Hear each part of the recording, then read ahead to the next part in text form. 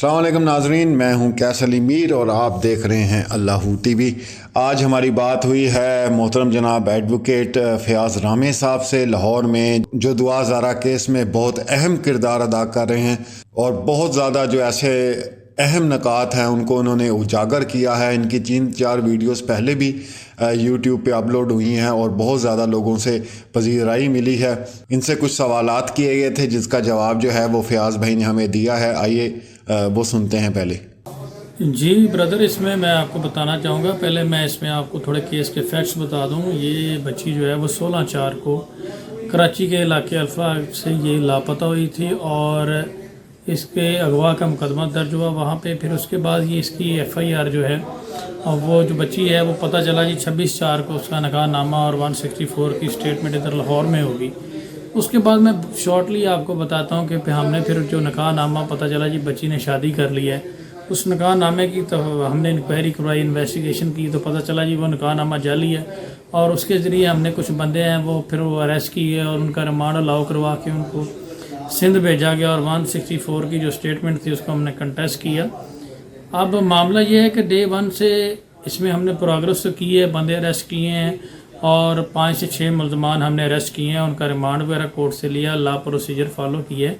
تو مسئلہ یہ ہے کہ یہ جہاں تک میری سوچ ہے، جہاں تک مجھے سمجھ ہے، یہ ایک بہت بڑا گینگ ہے جو چھوٹی مائنر بچیوں کو دوسرے علاقوں سے ٹریپ کرتا ہے اور ٹریپ کر کے یہ اس کے علاوہ انہوں نے ISI اور منسٹری آف انٹیریئر کو یہ میٹر ریفر کر دیا ہے۔ تو اس میں معزز جج صاحبان نے اس میں بڑا اچھا فیصلہ کیا ہے اور ہم اس میں امید کرتے ہیں کہ جو آنریبل سندھ ہائی کورٹ ہے وہ بچی کو انشاءاللہ طلب کرے گی اور طلب کرنے کے بعد اس کی سائیکو تھراپی ہم آنریبل کورٹ سے ریکویسٹ کریں گے، ہونے کے بعد اس کو سیف ہاؤس میں بھیجا جائے جہاں پہ اس کی سائیکو تھراپی ہو اور سائیکو تھراپی ہونے کے بعد اس کا اسٹیٹمنٹ ریکارڈ کیا جائے۔ تو یہ تو کافی چیزیں ابھی سامنے آئیں گی۔ اور رہی بات تھریٹس کی، جو میں نے کی اس سے ہم ڈرنے والے نہیں ہیں بالکل بھی، اور ان لوگوں کو ہم ایک ایگزامپل بنائیں گے اور ان کی نسلیں یاد رکھیں گی کہ کسی کی جو بہن بیٹی ہے اس کی عزت کے ساتھ اس کا کیسے مذاق اڑایا جاتا ہے اور اس کا کیسے مس یوز کیا جاتا ہے۔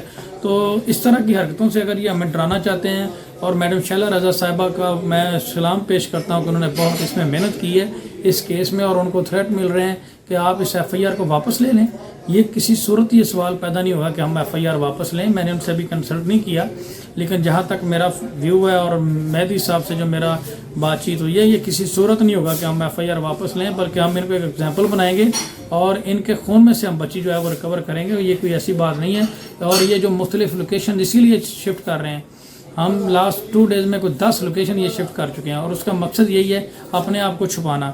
اور یہ کہاں تک بھاگیں گے؟ اس میں معزز عدالت نے جو فیصلہ کر دیا ہے، ملک کے جو ہائی پروفائل ادارے ہیں ان کے ذمہ یہ لگا دیا ہے، تو یہ اس میں کہاں تک بھاگیں گے؟ ہم ان کو بھاگنے نہیں دیں گے۔ تو یہ ہے کہ اس میں اللہ تعالیٰ ہماری مدد کرے گا۔ معزز جج صاحبان جو ہیں وہ میرٹ کے مطابق فیصلہ کر رہے ہیں، میرٹ کے مطابق آرڈر کر رہے ہیں۔ تو میں تو ایک چھوٹا سا ایک لرننگ سٹیج پہ لا کا اسٹوڈنٹ ہوں، معزز جج صاحبان جو ہیں وہ تو ایک علم کا سمندر ہے، وہ اس کو دیکھ رہے ہیں سارے میٹر کو۔ تو اس میں یہ ہے کہ یہ لوگ بچنے والے نہیں ہیں، کلیئرلی ہے۔ اور 376 جو ہے وہ میں آپ کو بتا دوں کہ اس کی ڈیتھ پینلٹی اور لائف امپریزنمنٹ ہے، 25 سال سزا ہے۔ تو یہ ہے کہ ان کو 25 سال سزا یا سزائے موت سے کوئی نہیں بچا سکتا۔ ڈیتھ پینلٹی مین سزائے موت، تو اس کو ان سے کوئی نہیں بچا سکتا، وہ ان کا مقدر بن چکی ہے۔ اس طرح کی حرکتیں کر کے انہوں نے ثابت کر دیا ہے کہ یہ ایک آرگنائز گینگ ہے جو بچیوں کا مس یوز کرتا ہے اور ان کے پیچھے کوئی بہت بڑا ہاتھ ہے، لیکن وہ جو ہاتھ ہے اس کو بھی ہم ڈسکلوز کریں گے۔ اور اس میں ہم بالکل ڈرنے والے نہیں ہیں، بلکہ انہوں نے اپنے پاؤں پہ خود کلاڑی مار لی ہے اور جیل ان کا مقدر بن چکا ہے۔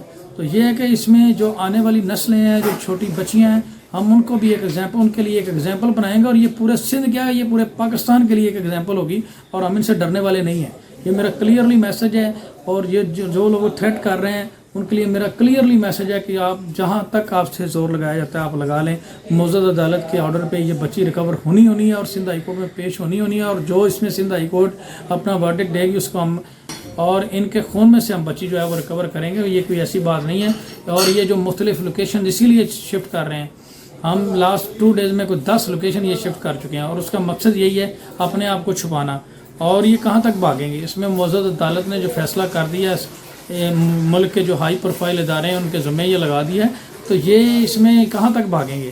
ہم ان کو بھاگنے نہیں دیں گے۔